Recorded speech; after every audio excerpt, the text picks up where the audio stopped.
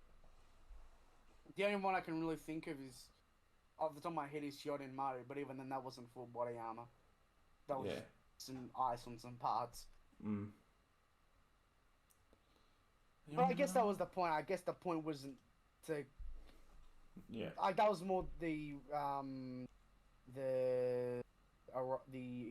Arankars sort of.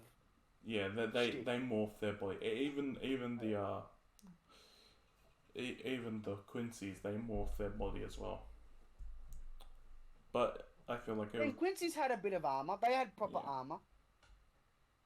I do like Quincy armor, or at least like when they just have the shoulder pad. That's cool. Renji's proper Bankai also had a little bit of like shoulder pads and connected him with his sword a bit more. Kind of like how Hyo and Maru did it with Toshiro. Oh, how could we forget Chad's armor? Oh yeah. Chad's armor. He literally grew like a shield on one of his arms as well. Yeah. I wish it was like there was more of it. You know what I mean? Yeah. But it was still cool. It was still great to see the legend, the absolute unit, get himself some armor. And I like how that played into his thing, where it's like he's full bring.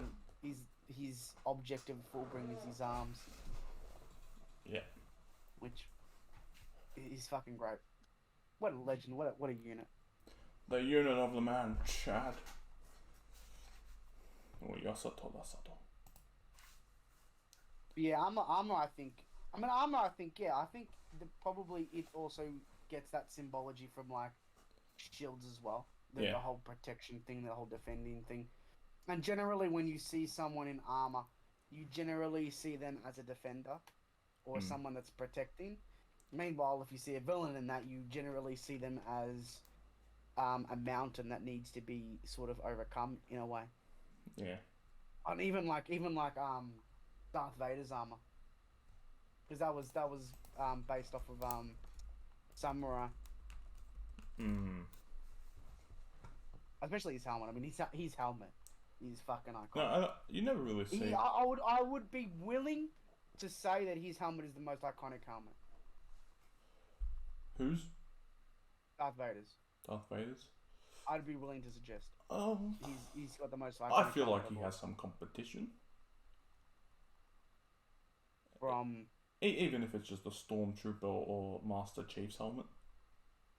I wouldn't say Master Chief. I love Master Chief, but not. I'll tell you what his biggest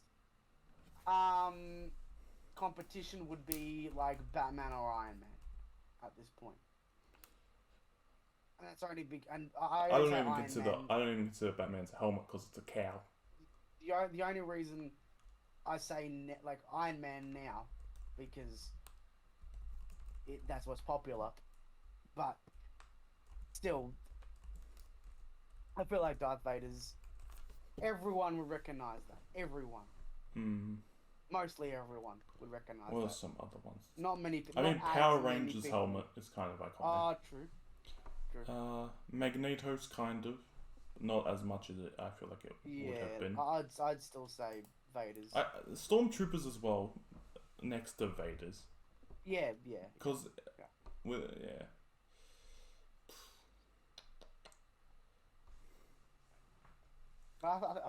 Fuck, Vader's design is overall just... You know what I mean? Especially then you get his lightsabers made as well. Well, that's the other thing with famous swords, the lightsabers in general. Yeah. That's like... That started something. I feel like that started something. I don't feel like... Every time I've seen a laser sword now, it's just... I mean, even Kuwabara's, they just said, fuck it, let's just give it a lightsaber sound. That was a big weapon when it comes to pop culture. Big weapons. But then I do like it when series take energy swords and they do their own thing with it, Yeah. and they're not just like stick. You know, I like I the mean, Halo energy. SAO did just stick. Yeah. Kuwabara's was very different. In SAO's defense of doing it, it was a game. Yeah. Which is why it was So fun. I can understand in that world a game would rip it off. So that is my defense for that. But yeah. I like when the swords are more special, when they look special. You know? Even when in Naruto when they coat things in energy. It still doesn't, it's not just a stick, it's almost shaped more like a blade, really.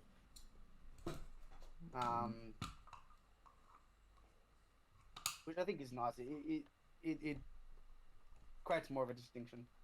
I must admit, it is a bit weird when you see series taking things from series, or similar aspects and not changing it too much. Yeah. Like, it does feel a bit lazy. Because, like, at least with Yu Yu Hakusho, the similarity is just the sound, and it being an energy sword. Other than that, it looks different. It acts different. It's used different. Yeah. Which I think really helps it.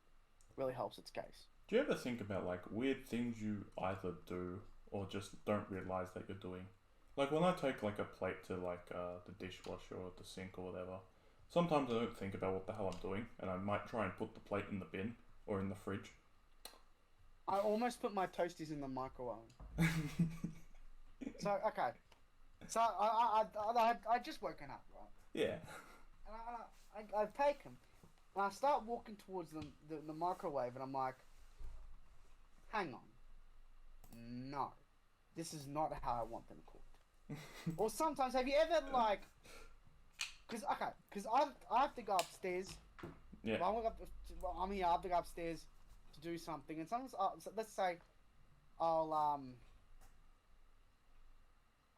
need to go in my room for something. I'll walk upstairs, but then I'll forget what I'm doing. So I think subconsciously I assume I'm going to the toilet. And then I walk in the toilet and I'm like, hang on, this isn't where I'm supposed to be. What did I come up here for? Yeah. And then I realise, it could be the other way around. Sometimes Yeah. just walk into my room and then I think, no. I think I've made a mistake of some kind. And, yeah. I've done something similar to that a lot of times. Like when I'm in like the family room or in the backyard or whatever, I need to go to the toilet, right? Whatever. Instead of like turning straight to doing the right angle turn straight towards the toilet, I will pass it and immediately enter my study instead, and I'll stand there for about 3 seconds realizing this isn't the toilet.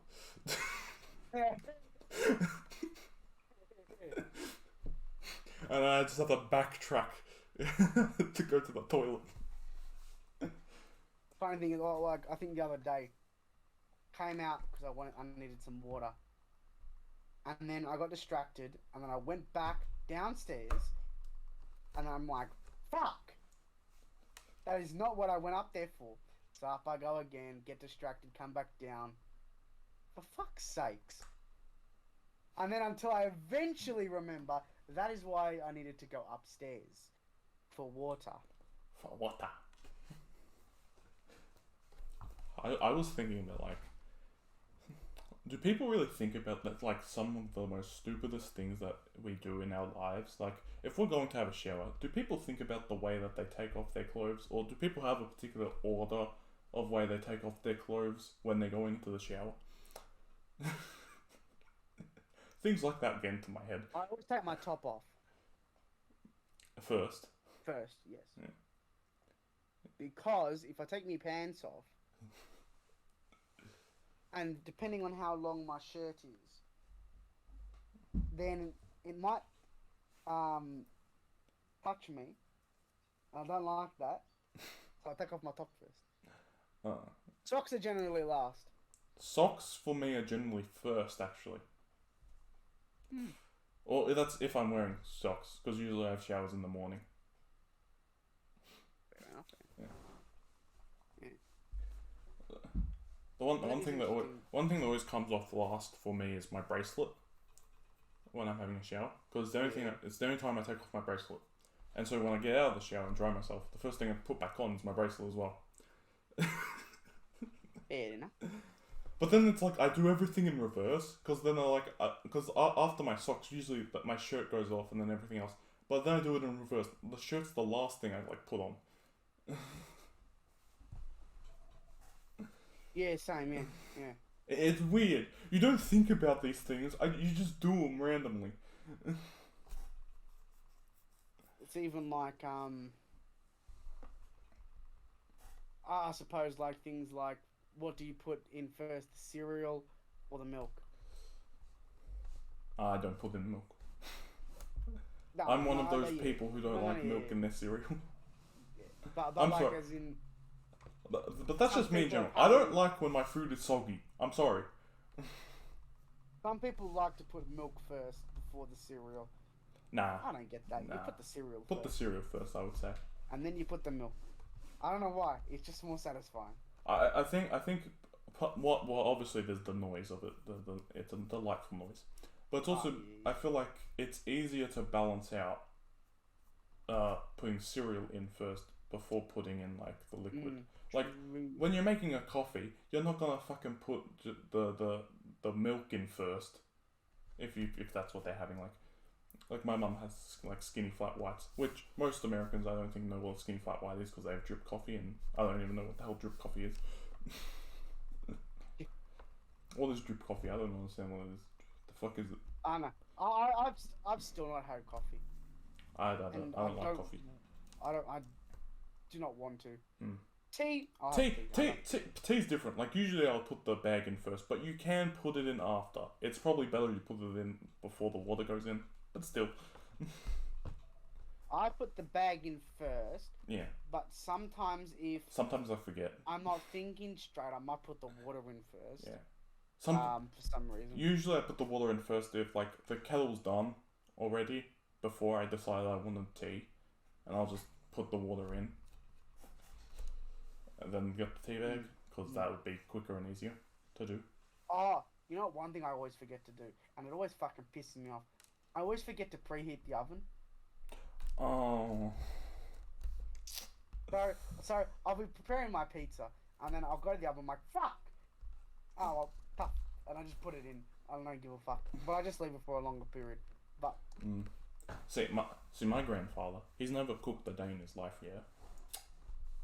Never cooked ever. Never cooked. Always had someone to cook for him. His theory on using the oven is, alright, put it to the highest setting, it would cook faster.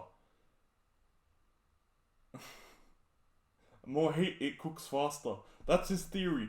Despite everyone in his life who does cook telling him, no, you're dumb. No, you've never cooked. What are you doing?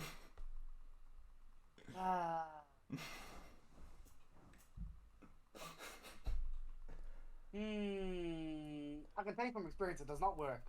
That does not work. Oh, you've done it as well. I thought... No, hang on. Okay.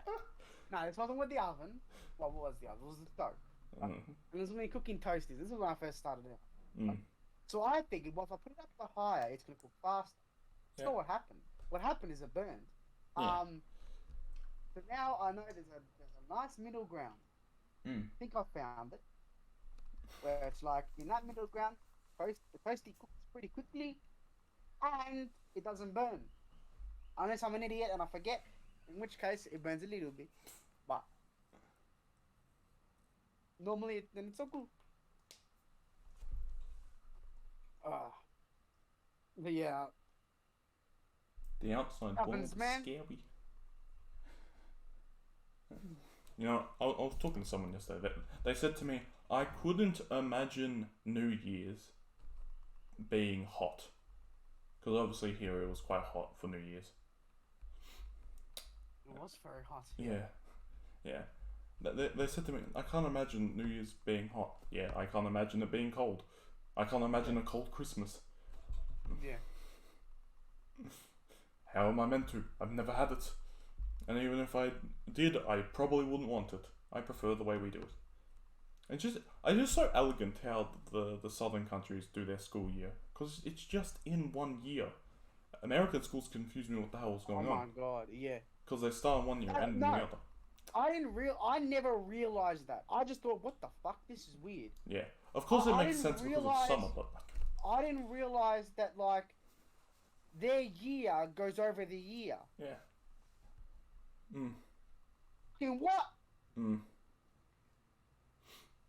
To this day, I think it's dumb. It makes sense because I think it is dumb. It's one thing they don't have control over, obviously, because of their summer. That's why being in the South is cooler. But like, just. It's also their summer is a lot longer than ours is. Oh, well, why didn't you be on the holiday for all the summer for? I don't know. I think summer's overrated in general. Yeah. That's just me. Because I've always been a winter person. For most of in Australia, for schools, a lot of schools or primary schools, you get more weeks the higher level you are. But most schools essentially give you 6 weeks of summer holidays. That's essentially it. 6 weeks, maybe 7 sometimes, depending on what year it is. Instead of now, like, if you're in uni, you get like 5 months off. Or 4 months. 4 months off. Yeah. For your summer break. But, so that's us, right? A lot of Americans think that's short, because I think they get like the full summer off. But you also have to consider, we get breaks in between terms. So we get 2-week breaks in between our terms. We don't go through that. I think Americans go through that. Because obviously that wouldn't make a lot of sense. Otherwise we would have a lot more school than them. So I don't think they have the breaks in between like we do. After like, what was it? How many weeks was it? Was it 10? 12? Was it 12 weeks? Was it 12 weeks? Is 12 weeks a semester or a term? I think it's a term. Term? Yeah. I think so. Or maybe it is a semester. It might be a semester. So you have that. You have a 2-week break in between, just in the middle somewhere, and then later on you have. I think it might be different. I'm thinking about uni now, and of course uni's a lot shorter. Yeah, that's probably because I feel like 12 weeks. That's too long for a term, but too short for a semester. No, hang on. I think 12. All right, 24. Long, what if 24 weeks is a semester? But too short. But if you halved it, then it would be too short for each term. Yeah. So yeah, it must be. I think it's 12. 12. It's 20. It's probably 24 weeks then. Or something like that, or 20 weeks. It might be 20 weeks, and then 10. I feel like 20 weeks maybe for high school is a semester. Yeah. Yeah, that might be it. I don't really remember. It's yeah. You have to make me think before COVID. Yeah. and then our high school just had breaks. Just sometimes there would just be a day off. Yeah. That was nice. It's just some midterm break. Okay, thank you. Midterm break. Thank you. The Queen's birthday. Which, I always feel like, because like, it's a public holiday here, but it's also one of those holidays that no one gives a shit about anything. It's just a long weekend. They're just like, thank fuck, it's a holiday. Yeah, we don't celebrate the Queen or anything. We really don't. We just notify that, okay, it's a weekend. A long weekend. We get the Monday and Friday off. Long weekend, 4 days off school randomly. Usually, I think in Victoria, like either the anime festival, or Comic-Con happened during that week as well. So that was also very nice. Comic-Con sometimes it switches dates, but some dates it'll be on my birthday, which is our birthday. That was very good when my birthday was on Comic-Con. That was great. What I like is I like that my birthday and Christmas are like almost equal distance away from each other. Like my birthday is not quite in the middle of the year, but closer to the middle of the year. I mean, it's practically the middle of the year. So, like, there's that. I get the presents for that, and then Christmas comes a few later, and then an equal amount of time passes, and then it's birthday again, which I mean, I've always liked. I mean, no, I would consider your birthday literally the middle of the fucking year. Because, I mean, it's the middle of the fucking 12 months, kind of. Not the exact middle because of dates, but in terms of monthage. You were born, like, at the beginning of July. Yeah. Yeah. So, that's essentially the middle. Me, on the other hand, I am very different to that scenario. Yes. Of course. Yes. You're, like, the opposite. One thing that usually happens, though, is both of our birthdays fall in a holiday. Yours being like a mid-semester break kind of thing. Yeah. Mine being in summer, of course, here. Which means I have a higher density of getting shit during December and January. Because my birthday is like in, 2.5 weeks? No, more like 2 weeks. See, it was always bullshit. Because, like, whenever I had my birthday, I'll never have a birthday in class. Because my birthday just wasn't then. So everyone will be like, it's my birthday today while they're at school. And then my birthday wasn't. That being said, it was also good that my birthday, I didn't have to go to school. Yeah, same. Which was nice. Like, haha. Fuck you. You know what I mean? I get my. Because hang on, don't the Americans, they don't take breaks in Christmas? They don't take a long break in Christmas. They don't take a long break, I think. How long is it? I don't know. I think it might just be like till New Year's or some shit. For Christmas and New Year's. How long is Christmas? It should be maybe a week. There we go.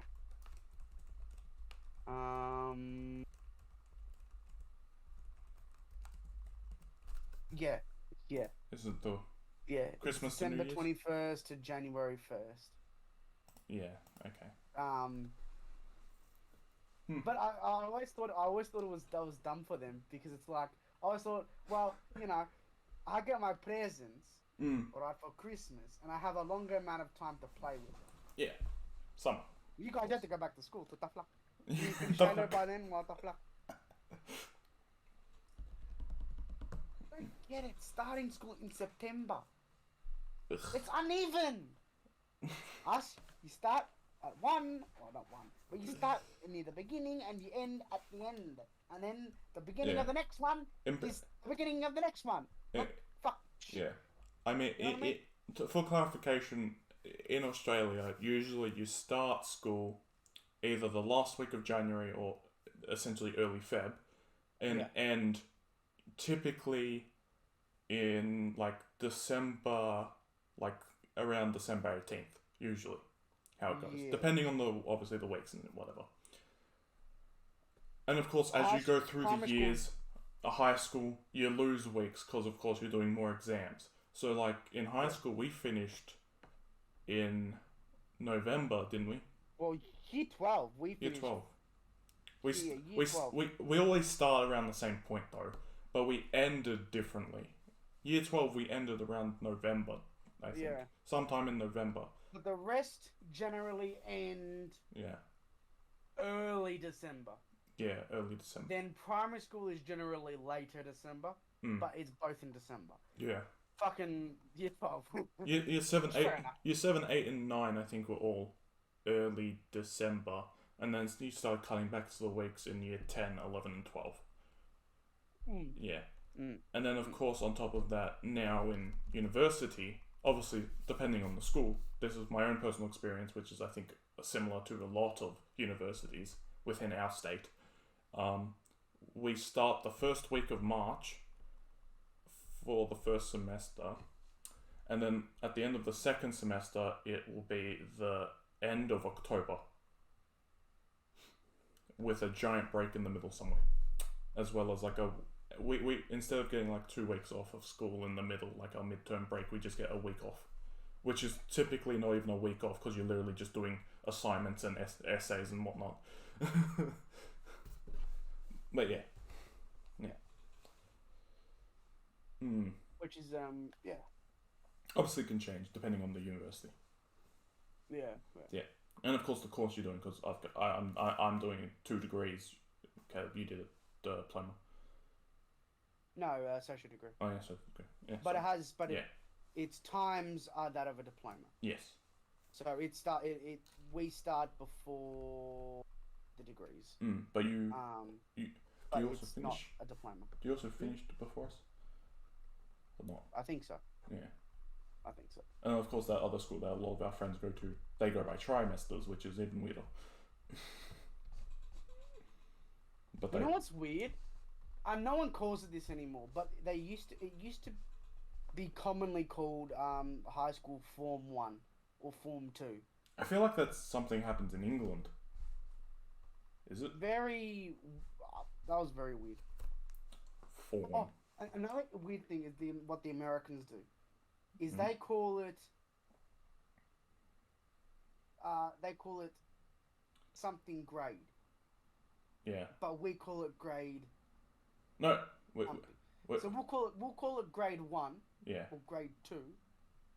They'll call it first grade or second grade. We also stopped using grade after grade 6. Yeah. In primary school you use grade. In high school you use year. And in university, you use whatever the fuck you want. That's interesting. I wonder why it changes. I don't know. From grade to year.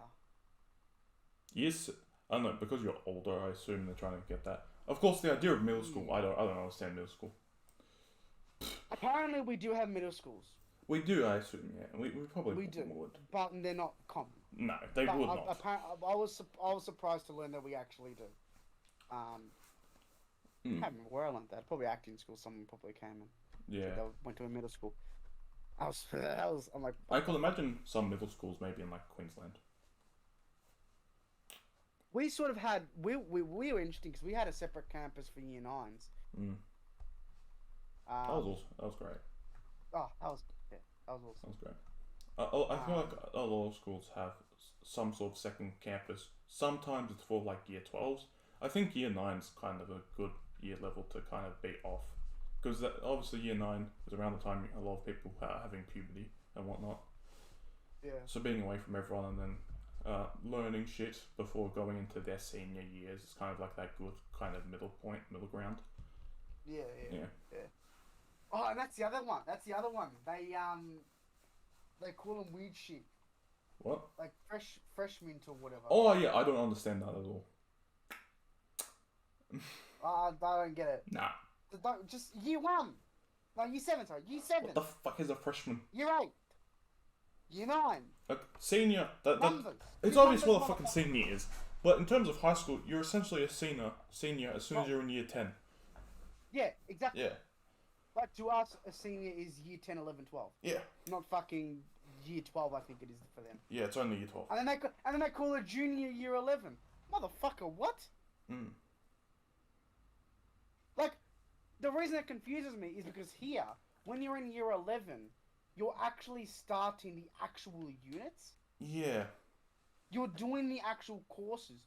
Year 12 is just an extension of year 11, pretty much. Yeah. You're just doing what you did in year 11. And you dropped the course. Well, yeah. Yeah. But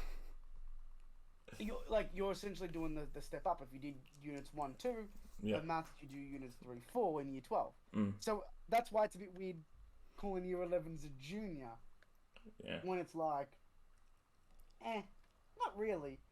You're Yeah. both pretty much the same. And you can even except one's finishing. You can even start units 1 and 2 in year 10 if you decide. As well. You couldn't you? Yeah. That's why they as well are called seniors. Is because technically you can start, and that's really where you're trying to step up because they're preparing you for what we have is VCE. You can do, and then you did unit 3, 4 in year. Yeah. Our school's also very weird because like even to other schools, like us telling them like we had 8 period days. Didn't we have less? We had less in year 7. Yeah. Yeah, we had 7 Yeah. periods in year 7, and then they changed And then it. we had home. Mm. Home. That's it. Yeah, we had no homeroom. Yeah. Yeah, they got rid of homeroom in homeroom. year 7. Yeah. Yeah, and then they swapped it for oratory. Yeah, which essentially is just Oratory kind of was weird. useless. Yeah. I don't know. But in America, what I've heard is you're supposed to have every subject in one day. I'm not sure if this is true. That's only what I've heard from people who went through, obviously, American education. They said that they had to have every subject in high school every single day. Which is kind of mind-boggling for me, because I'm like, what the fuck? What the fuck? Why? That seems so stupid. Nah. No.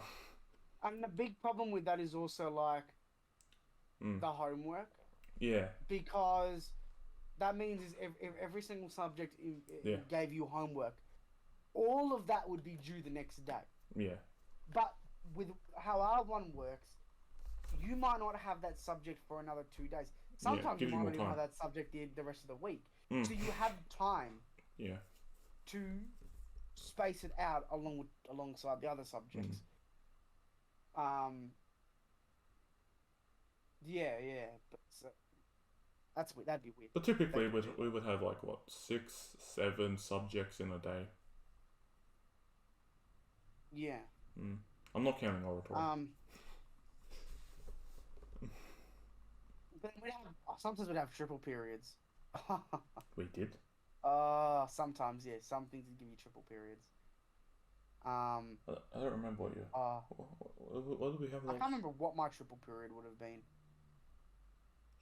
Oh man, I didn't have a triple period. If only I could log on to Simon, that'd be sick as. Simon.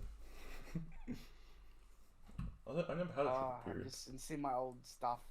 Or even just like leaving school, like at lunchtime on on Wednesdays and Fridays, I think it was. Yeah, that was nice. And then life before COVID. Wasn't there one where like you could do sport or you could do something else or leave? No, the thing was they were no longer doing sport as just like a recreation that everyone has to do as a like kind of weird subject thing. So they changed it because they were building their own kind of sports center that we can just leave on Wednesdays. We don't have to do sports anymore. Yeah, right. Okay. And then the sports that people would to do at that time as well would be like the versing other schools kind of sports like tennis. Yeah, right. Footy, soccer. I was sick, guys. I remember when that happened. I was so fucking happy. Didn't happen like year 10 for us. I could have been, yeah. I feel like it was. I feel like it was year 10. Oh, that was so good. Sports was such a. I get it, but fuck off. I don't want. Oh man, no one wanted to do it. Yeah, no one was interested. I mean, in year 7, I lost a tooth to it, or half a tooth, I should say, and I almost broke my shoulder. PE was fine. PE is different because that's an actual subject. I hated the subject. PE is fucking shit. I hate it so much. It was shit whenever they had the theory. Fuck off.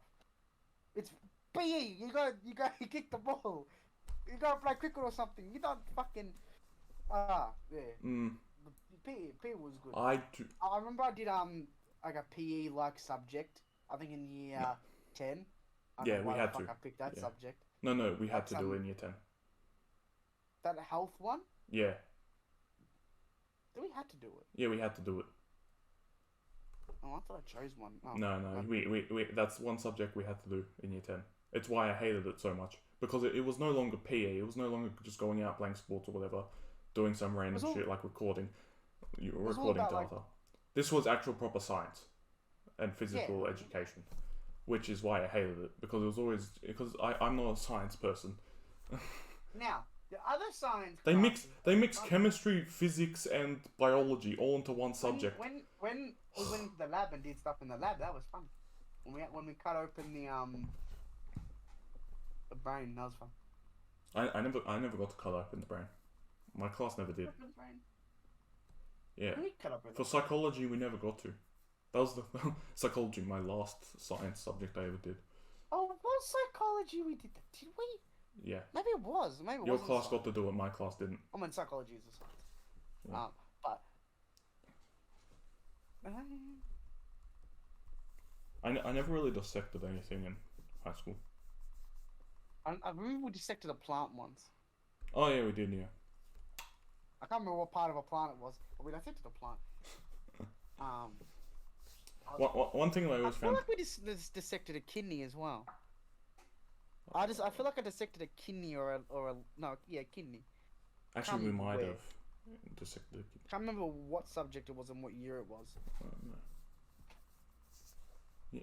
Year 9 had some really interesting kind of subjects that we got to do with the whole, like, the extra things. Like, we had a subject literally called, myths and legends.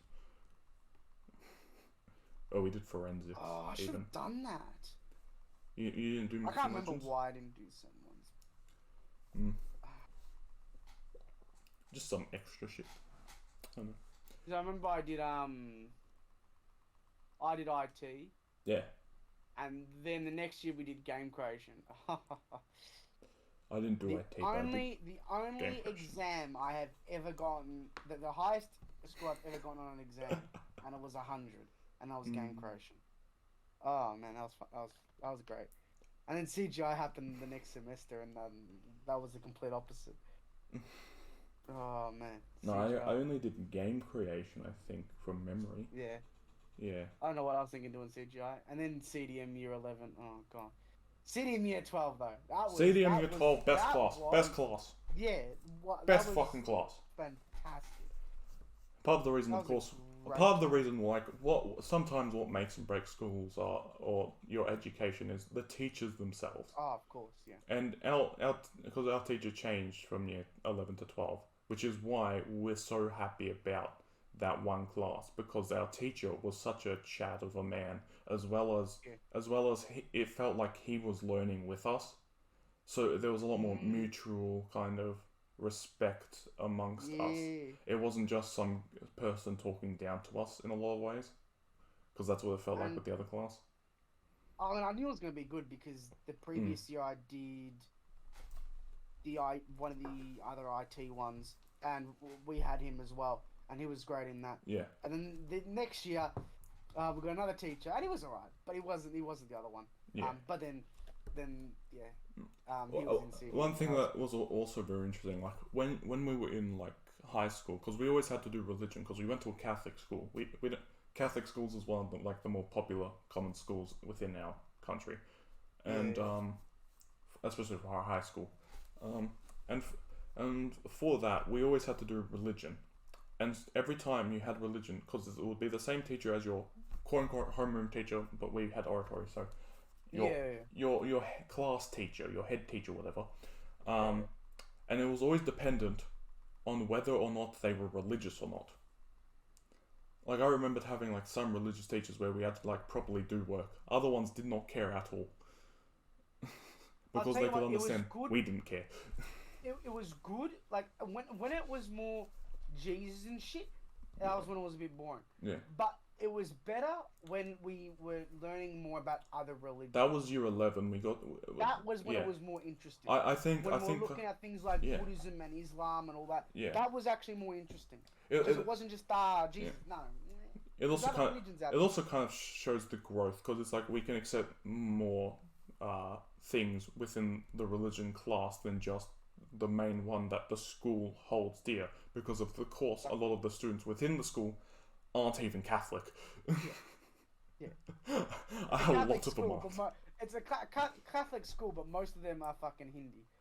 Or Orthodox something, or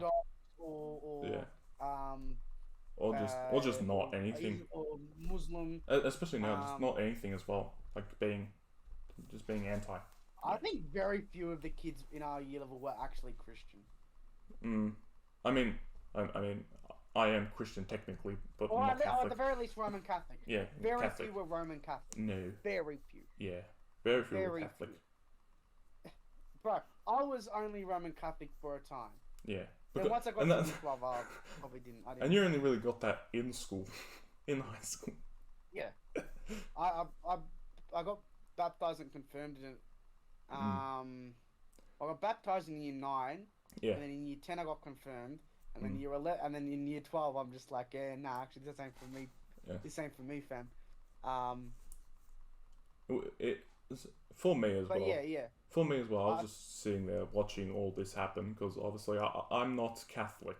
We do things differently. We don't go through that kind of shit when we're of a certain age because usually it happens in, I think, grade 3 to grade 6 or something. You go through like your communion or whatever and that crap. Okay. But obviously the Orthodox Church, we do it from when we're baptized. So we have no other real ceremonies besides baptism. But of course, our baptism takes fucking. Like, I've been to a Catholic baptism. They're very short. Go to a Greek one, takes about 2 hours. Yeah. I've been to both as I've been to a Greek one. It I'm takes like, what forever. the fuck? Hurry up, cunt. Just put him in the fucking water and be done with it. Like, Jesus, bro. And I'm like, you what? The Catholic, even the Catholic one I went to, the baby didn't actually get like dunked in the tank. They just kind of just got water dribbled on their head. Yeah, no, they don't dunk them. Yeah, I get dunked. I got dunked as a child. I got dunked. I was a fucking Oreo. I got dunked. Interesting. It's just interesting how they do things differently. Yeah. I got dunked. I saw them put the poor baby's head in the water. I just like the image that I'm the Oreo and I got dunked. Was the wine? We drinking the wine. That was alright. Oh yeah, Greek church. We drink the wine. Yeah. Obviously, because having to go to a Catholic school, we had to go through a lot of masses, which was the most boring shit ever. Especially if you're not Catholic. If you're Catholic, you get the piece and you get the free snack. Yeah, they get a free snack. We get shit. Thank you, Jesus. My tummy is full now. You get this little piece of shit. Wait, it's not even that. It doesn't even like. Stop. Yeah, but at least you get something to like play within your mouth. We get shit. I go up by saying, "Oh, bless you." Okay, bye. Yeah, it's and then we had one particular teacher who was very religious. Very religious. Had some thoughts about certain groups. AFL even. It's a gladiatorial sport. Yeah. But I feel like most of the teachers weren't that. No. I do remember once. Some person said something like, "God damn" or "Jesus Christ" or whatever, and one teacher got all shitty and said, "Don't use the Lord's name in vain." Shut the fuck up. Shut the fuck up. You said worse. Shut the fuck up. Bro, some of the teachers, man, they would just I don't know. Some of them were just. It's also how teachers some were chill. Some were relaxed. It was also kind of like how your relationship with teachers changed over the years. That's true. Like you could get away with so much more if you were a senior compared to if you were year 7. Yeah. Like in year 7, like obviously they were a lot more strict about stuff, because obviously it's like a grow up. You should know what's right and wrong. You're not just being a dumb kid. Even in year 7, it was the only like caution I got ever was just from forgetting my laptop. That wasn't any bad behavior. I just forgot my laptop. It's against the rules. Yeah, sure. I forgot. I got a caution. I forgot my laptop in year 11, and in year 10 I got nothing because they did not care.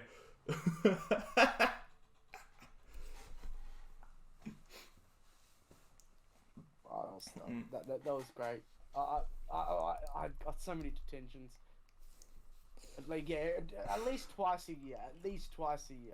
I don't think there was any year where I didn't get one. The only tension I've ever had in my entire school year, fun fact, was when I was in prep. Yeah. Explain that one. There you go. But still, never in high school.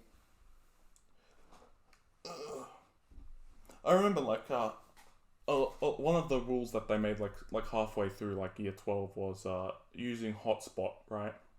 So we weren't using the internet, so we could go on other sites and things and whatnot in school hours. And one of the funnest things was, okay, they changed it.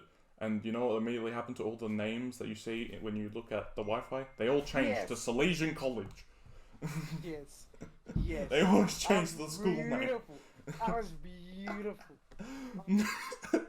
There was an announcement, they all got changed. They underestimated us.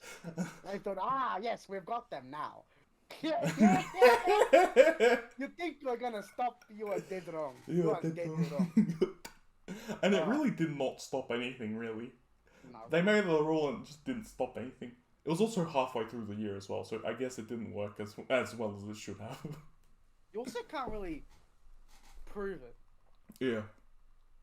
That's nothing, yeah, you couldn't really prove it. Because it's not like you can't actually like. I don't think they can just come up and say, "Give me your phone." No, they can't.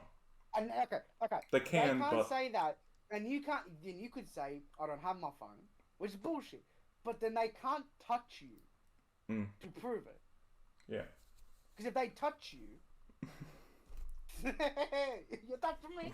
Touch me. Yeah, that's your job might be in jeopardy. I mean, they could take the phone, but they it may be in No, like they can't take your phone away from you if they find you with your phone. But if they don't, but they can't search your pockets. Exactly. Yeah. So if it's in my pocket. But if the phone's on your desk, they can take it.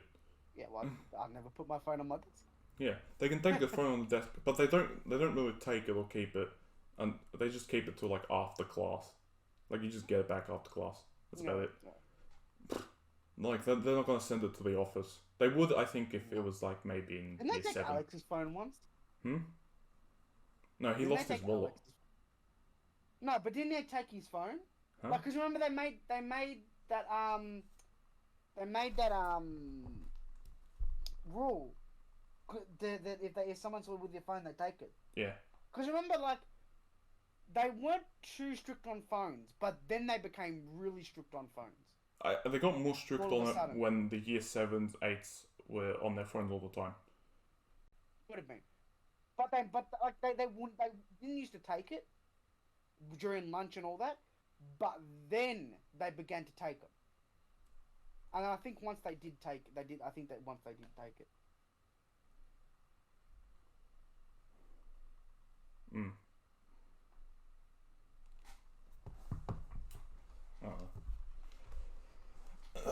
He is Alex is awake. Yeah, I know.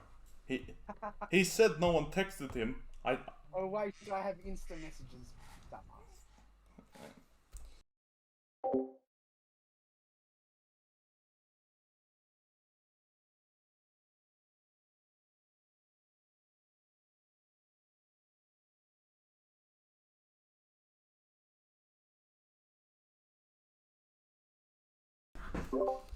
Sorry. I sent him a bunch of messages.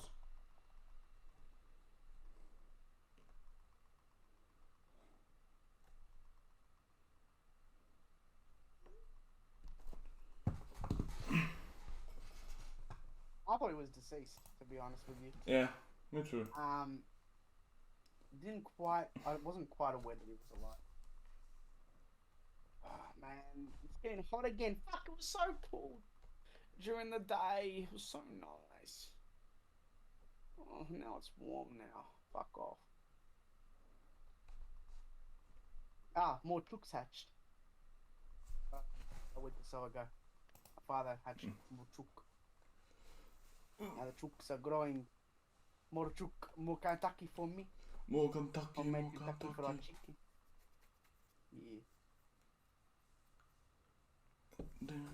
Yeah. Well. Yeah. How long's this gone on for? 2 hours. That's not bad considering we didn't have a topic. Yeah. That's actually pretty good. Might as well end it here then. Yeah. Yeah. Bye bye. Alright. Arrivederci. And bye bye.